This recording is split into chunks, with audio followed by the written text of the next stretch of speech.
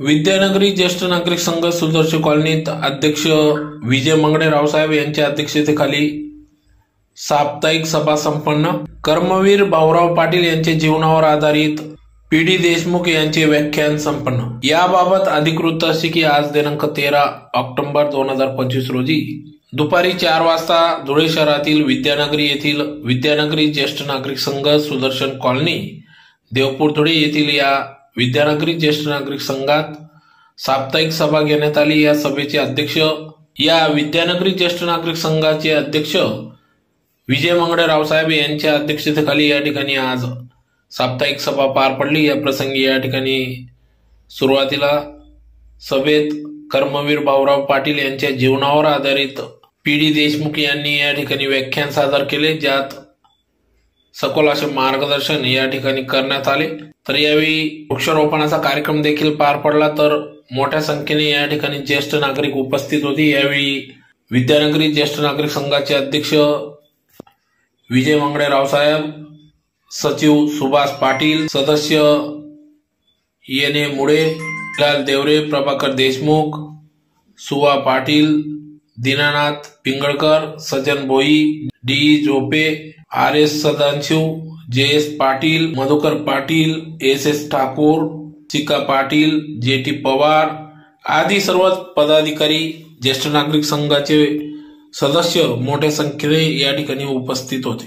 ज्येष्ठ नागरिकांना विविध माध्यमातून या ठिकाणी दर महिन्यात विविध कार्यक्रमांचे आयोजन या ठिकाणी अध्यक्ष विजय मंगळे रावसाहेब हे करीत असतात। ज्येष्ठ नागरिकांना विरंगुळा म्हणून या ठिकाणी मोठे पटांगण देखील उपलब्ध करून देण्यात आले असून त्याचबरोबर वृक्षारोपण कार्यक्रम पार पडला।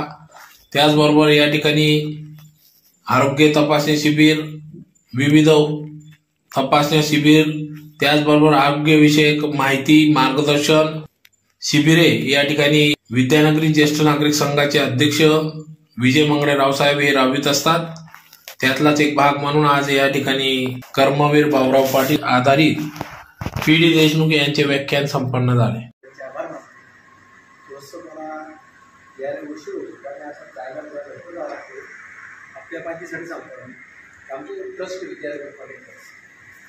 त्या ट्रस्ट मार्फत आम्ही जे औरंगाबाद, जालना, परभणी, नांदेड या ठिकाणी जे शेतकऱ्यांचं जीवन उद्ध्वस्त आहे त्या शेतकऱ्यांना मदत करण्यासाठी आम्ही कालपासून आमच्या कॉलनीचे ट्रस्ट मार्फत आम्ही फिरतोय आणि स्वेच्छेने पूर्ण फुलाची पाकळी द्या त्याच्याने आम्ही निधी गोळा करतोय। तरी म्हटलं आज पण कुठे काय आलो आता पुन्हा मला जायचे, कारण मंडळी आहे ते मला फोन होतं, त्यांनी फोन सायलेंट होतं। त्यांचे व्याख्यान मी गेल्या शुक्रवारी तर माझे जैन संस्थेत त्यांचं ऐकलं होतं, ते मला भावलं। मला असं वाटलं की हे भाषण आपल्या संघाच्या लोकांनी ऐकावं, त्यांच्या कानी पडावं म्हणून मी त्यांना आग्रह केला। तर ते आपल्या घरातून ते आले, त्यांनी सविस्तर माहिती दिली। आपण अशा पद्धतीने प्रत्येक वेळेला चांगले व्याख्याते आणू, फक्त त्याच्यात आपण सभासद वाढीसाठी प्रत्येकाने सभासदाने आपलं कर्तव्य म्हणून काम करावं।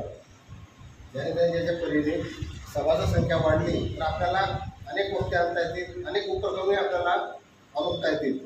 आज आपण झाडं लावायचा देखील कार्यक्रम केला, वेळ अवधी होता म्हणून आपण आज 3 झाडं लावली। मागच्या आठवड्यात आपण जवळपास 50 झाडं लावली 2 आठवड्यामध्ये आपण, आणि सुदैवाने आपण ज्या दिवशी झाडं लावली त्या तारखेपासून सतत पाऊस आल्यामुळे 15 दिवस पावसाचे दिवस झाल्यामुळे जशी झाडं लावली आपली तशी सर्व झाडं जगून गेलेली, आणि सर्व विषय म्हणजे लिंबाची झाडं आहे आणि ती सर्व 10-10 फुटाची आहे, त्याच्यात ती झाडं मरणार नाही।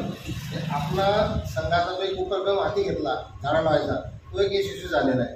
दुसरं, आपण जे व्याख्याते आणतो आणि आपली उपस्थिती दिवसेंदिवस वाढत आहे, ती अजून वाढेल अशी मी तुम्हाला सगळ्यांना आग्रहाची विनंती करतो, आणि ती वाढवण्यासाठी तुम्ही देखील पर्याय द्यावेत, ते आपण पर्याय अनुभवू। सभासद वाढवण्यासाठी जे काही करावं लागेल ते आपण करूया। विशेष म्हणजे जे आपले बॉडी मेंबर्स आहेत त्या बॉडी मेंबरांनी देखील उपस्थित राहायची तरबीज करावी, अन्यथा मग वेगळा मार्ग आपल्याला अनुभवावा लागेल। कारण नुसतं पद आटवायचे आणि सभेला यायचं नाही, ते काही योग्य नाही. ज्यावेळेला काही अडचण आपण समजू शकतो. आता आपलं कोर्ट जाते पुण्याला गेले, त्यांनी मला रात्री आवर्जून फोन केला की साहेब उद्या मी नसतात, बहुतेक पुढच्या सोमवारी पण नसतात. आपण समजू शकतो, पण काही कारणास्तव यायचं नाही. आणि आपला जो संघ चाललेला आहे हा चांगल्या पद्धतीने कसा झाला हा प्रत्येकाने विचार करावा आणि त्याने सहकार्य करावे ही मी भावना ठेवतो. आणि देशमुख साहेबांनी जे आपल्याला प्रबोधन केलं त्यासाठी मी त्यांची कृतज्ञता व्यक्त करतो आपल्या ज्येष्ठ संघामार्फत. आणि पुढच्या वेळेला आपल्याला सभासदांमधून कोणाला बोलायचं असेल तर त्याने ॲडव्हान्स सांगायचं, त्याप्रमाणे आपण त्यांचे व्याख्यान ठेवू, सभासदांमधून बोलायला जाण देऊ, बाहेरचे मुद्दे आपण त्यांचा ऐकून घेऊ. आणि अशा पद्धतीने आपण संघाला भरभरण्यासाठी सर्वांनी एकमेकांनी हाताला हात मिळवून आपण एकत्रित काम केलं पाहिजे अशी माझी अपेक्षा आहे. एवढं बोलून मी माझे